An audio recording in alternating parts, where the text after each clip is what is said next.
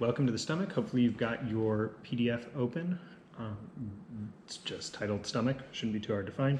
We're trying to bring up each of the subjects we're covering over here on the left as we go through. We'll see how good I am at that. But yeah, we're starting off stomach pathology and we're going right into the statements of fact, okay? So first off, the stomach governs intake. This is pretty self-explanatory. The first place that food goes and liquids, when they enter your body, is into the stomach. All intake starts there. We're going to see this theme of the stomach being the first piece over and over again. Get to it in a second. Rules the intake of grains. If it governs intake, it kind of rules the intake as well. It's the sea of water and grains. We're repeating the same thing over and over again. Anytime in Chinese medicine that you see us repeating the same thing over and over again, what that means is that this is historically really important. So the fact that we're mentioning again and again, governs intake, rules intake, sea of water and grains, that means this is a big deal. It's full of qi and blood. We see this manifested in a number of different places. The yang ming itself is described as full of qi and blood. Despite being a fu, a hollow organ, it's extremely full. It's also the reason why we get the largest symptoms when we're looking at yang ming pathogens, with the stomach and the large intestine being the yang ming paired organs. The stomach just controls the descending of qi. Now, there are other organs that are involved in the descending of qi, such as the lungs. We talked about this with things like facial swelling when the lungs are not properly descending and the kidneys aren't properly grasping. But in the case of the stomach, we're talking in a bigger way, really. And very specifically, we're talking about all descending within the digestive system. So counter to what we would expect to see based on a Western anatomical and physiological view of the body, the movement of food downward through the digestive system is primarily governed by the stomach. Interesting and different. We also see a number of disorders involving the stomach channel not descending and getting problems in the head. I believe it's frontal headaches that are stomach related. We get some types of problems in the stomach ending up harassing the heart, leading to things like yang ming insanity. That's for later, just a little preview. Now we're going to start getting into the things that are more day-to-day important or more physiologically important. So the stomach governs rotting and ripening. This comes before transforming and transporting. The food comes into the system, it has to be broken down to its constituent pieces, and here the Chinese medical view of the stomach and the Western medical view of the stomach are very close.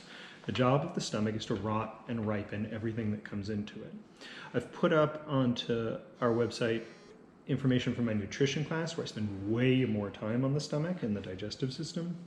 But the goal of the stomach is to work somewhat like a compost pile. It doesn't want to be too cold, it doesn't want to be too hot, doesn't want to be too dry, doesn't want to be too wet. You get the right combination and you rot and ripen the ingredients that are put into it. It endows the four limbs with qi. So anytime that you have someone who's encountering, this is really an earth thing more than stomach, so it's really stomach spleen. And we'll get to this in a minute. The stomach and the spleen were originally more one concept. But the qi that goes out to the four limbs, the modal force, the energy that's in your arms and legs, is coming primarily from the spleen and stomach. The stomach's the origin of fluids.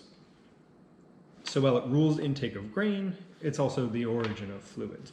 It has virtually nothing to do with management of fluids once fluids are in the system. If you look at a fluid physiology diagram, the stomach doesn't play much of a role except for the intake part. The lungs, spleen, and kidney are generally referred to as the upper, middle, and lower sources of fluids, all of that happening through the sanjiao. But fluids initially have to come through the stomach. There's no other way to get them into your system. So as the origin of fluids, the stomach plays a huge role in fluids in general. Controls the transportation of food essences. This is more of a spleen-related thing, though if the stomach doesn't do its job, the spleen can't do its job, right? If we don't rot and ripen, then transforming and transporting becomes much more difficult and can quickly be overwhelmed. It's also referred to as the elder of the 12 channels. I'd really like to see the original Mandarin for this and someone else translating it, other than where we're getting this from. But the elder of the 12 channels mostly refers to the fact that all postnatal qi ultimately depends on the stomach. If the stomach isn't rotting, ripening, and properly bringing in fluids, you just don't have the production of postnatal qi. If you don't have the production of postnatal qi, there's no life, which is our next statement. If there's no stomach, there is no life. You don't get postnatal qi without it. This is also the reason that it rules the 6 fu, the 6 hollow organs, the 6 bowels. The main thing that the fu organs overall are doing is the process of digestion. That's the main thing they're doing, digestion and excretion. The stomach's role of rotting and ripening is the thing that takes the external food and makes it into something that the body can begin to interact with. If it doesn't do its job, then down the line we see all sorts of negative effects. We'll get to that a little bit later. Let's talk a little bit about the stomach and spleen and their connection. This is often referred to as the central pivot, which is, if you remember our diagram, hopefully this works, of the celestial cross with the earth in the center. That's the pivot that we're talking about. The spleen is in charge of most to all upward movement, and the stomach's in charge of most to all of downward movement. So if something is too sunken, we're often going to go to the spleen to raise it. If something's too raised, we're often going to go to the stomach to lower it. Yeah, this is also the area that's going to be doing all the harmonization work in the body. Harmonizing is a concept that we'll get into probably in herbology, but certainly not now. Harmonization in this case basically means that whatever energetic input we have to deal with, we can exert an opposite input and temporarily balance out the situation without draining, sweating, vomiting, bleeding, any of the techniques to actually get something out of the body. When overused, this is bad. When used properly, it's good. It can certainly be taxing on the digestive system now. The stomach and the tongue have an interesting relationship. The coating of the tongue, which I'm sure you've heard talked about, even though we're not going to get to that till next semester. The coating of the tongue is telling us about the fluids in the body and the yin of the stomach.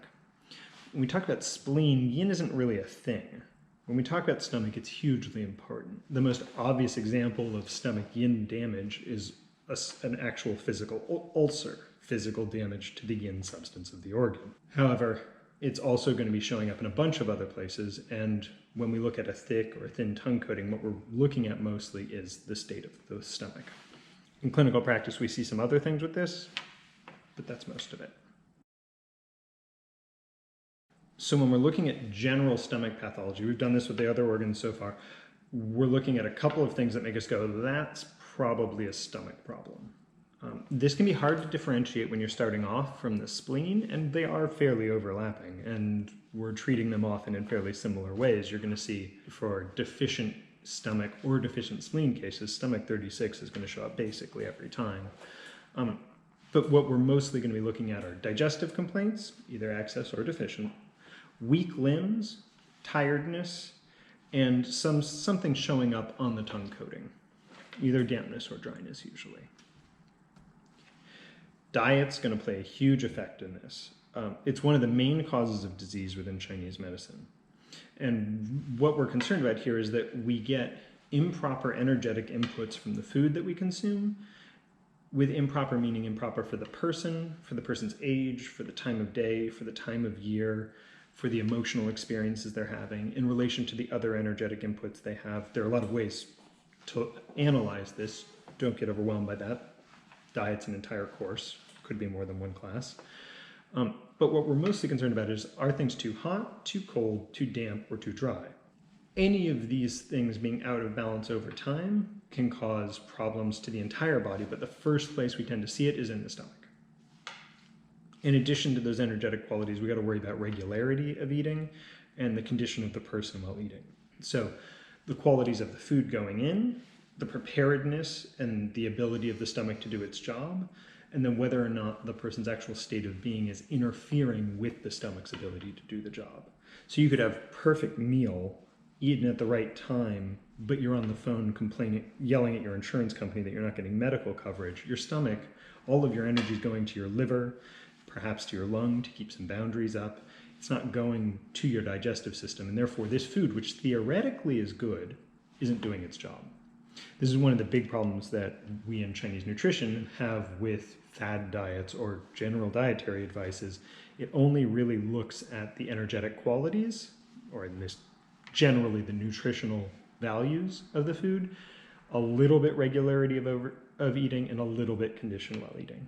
Whereas we see those as actually fairly closely balanced.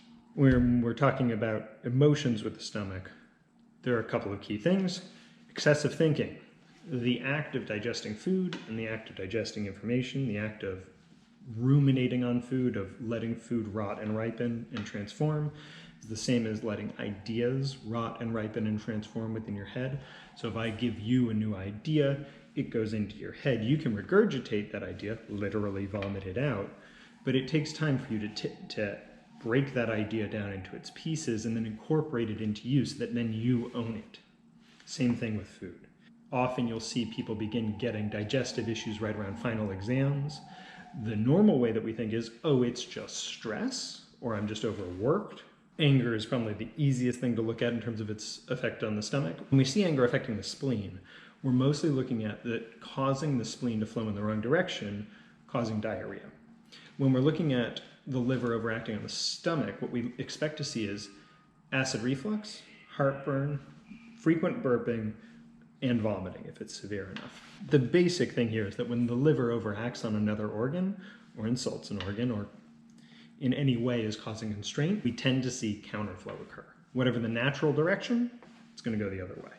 We don't have a lot of external pathogenic factors affecting the stomach, and we're not going to talk about things like food poisoning for now. That's really for after you've learned some herbal theory. But what we do care about most, and we see very frequently, is direct invasion of cold into the stomach. This can take the form of ice cream. This can take the form of ice water. There are lots of ways in which the stomach fire can get affected by outside cold. It's usually a question of food, how the food's prepared, and how the food is combined. Usually what you see with this cold invasion is acute stabbing pain in the abdomen and sometimes vomiting. Let's talk about some basic stomach patterns here. First, we've got stomach qi deficiency. Differentiating between an excess and a deficient pattern is going to be the most important thing when looking at the stomach. Stomach qi deficiency is going to be the most basic reflection of beginning deficiency. So here's the stage where your patient might say something like, I just feel kind of uncomfortable in here. Often they can't name the sensation. It's not distended or bloating. It may be a little bit, and your patient may use those words, but it's often somewhat amorphous. Just like qi stagnation pain is kind of this area or this area, as opposed to blood stagnation pain, which is right here, right here. Qi deficiency is just uncomfortable. And then that's going to come with a lack of appetite, a tendency to like food less. So foods that used to taste great now are kind of like, yeah, it's all right. This deficiency of taste is the stomach. The stomach's in charge of tasting. We often see loose stools in this situation because the stomach hasn't done its job of rotting and ripening properly. When we get down to the transforming and transporting, there's less to transform and transport and more becomes turbid. When we get to the small intestine and we separate the clear from the turbid, there's more turbid left over. And by the time we're at the point that the person's defecating, there's a lot of turbidity left. It comes out usually like diarrhea. We tend to see a lot of tiredness, especially in the morning. If you look at the Chinese body clock, we're looking at stomach and spleen right around the time that most of us are waking up.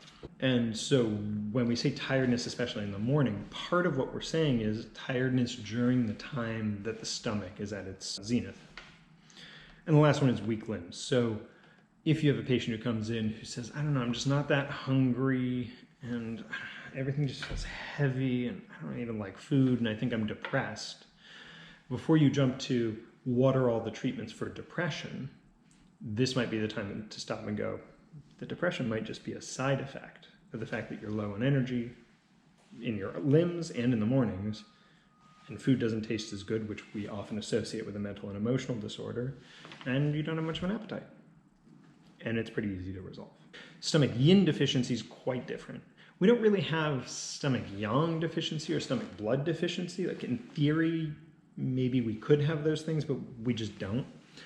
With stomach fire related issues, stomach yin deficiency, on the other hand, is a little more intense. So we've got no appetite as the first symptom, or mild hunger without the desire to eat. I love this symptom.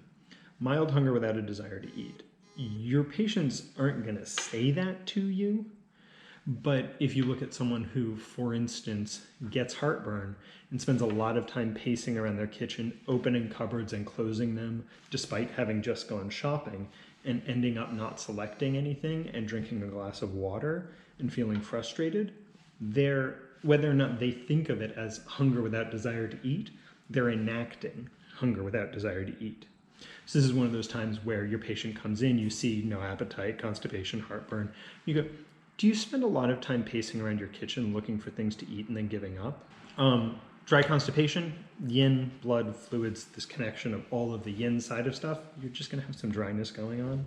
The mild heartburn is due to the relative imbalance of yang versus yin, right? As the yin drops down, you're going to get more heartburn. This sort of heartburn often gets worse after eating or at night. So if you have a patient who's reporting, say, waking up at 1 a.m. with hunger and heartburn, but then they don't eat anything and then they go back to bed, that's a key that this might be stomach yin related. The dry mouth and throat, same thing, that's just the yin deficiency, resulting in a lack of fluids.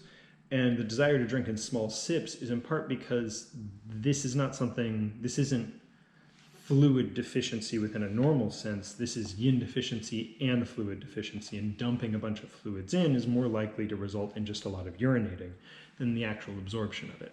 Sipping small amounts frequently is going to be more likely to be something that the stomach is going to be able to handle and absorb. Last symptom of stomach yin deficiency is a mild fullness after eating. You see a mild fullness after eating with so many things. This is one of those machiocha things where like, yeah, is that a pathological symptom to be somewhat full after eating? So I'm not quite sure what to do with that. When you have stomach yin deficiency, you tend to have a decrease in the overall functionality of the stomach, so that fullness might be due to simultaneous qi deficiency or qi stagnation in the area. There are a number of options, but it's kind of a side point. Stomach fire is a little more interesting. So this is our first excess stomach pattern. And here we've got burning epigastric pain. Your patients are going to report this as heartburn. Some of your patients are going to report this as anxiety. Everyone likes to have labels for things. That's how it works. If we know what it is, we can maybe deal with it. And if you go to a doctor and you say, I get this sensation of burning pain right here, they're going to be like, oh, we call that heartburn. Here's what you take for it. Almost all the treatments within Western medicine are branch treatments here. This comes with an intense thirst with desire to drink cold liquids. It's important to compare and contrast that with the stomach yin deficiency, where what we're seeing is thirst with desire to take small sips. Here it's intense thirst. Basically, you're trying to put the fire out. All of this fire is sitting in the middle jiao directly below the heart. And as it sits there, it begins to agitate the heart. And we end up with mental restlessness. This is a semi-common diagnosis for things like ADD, ADHD, just inability to focus. Stomach fire is often a culprit. The combo that I need to begin seriously suspecting stomach fire in younger people is never satiated, eats a massive meal, still hungry, and an ability to focus. Bleeding gums, this is not bleeding gums from not flossing. This is bleeding gums after eating an apple or eating a cracker. This is gums that bleed upon contact. And if you remember, when we went through all the different pathogens, what do heat and fire do? They speed things up, derange them, and dry them out, and can cause bleeding. In this case, this is just bleeding occurring in the tissues related to the stomach, which is in the mouth.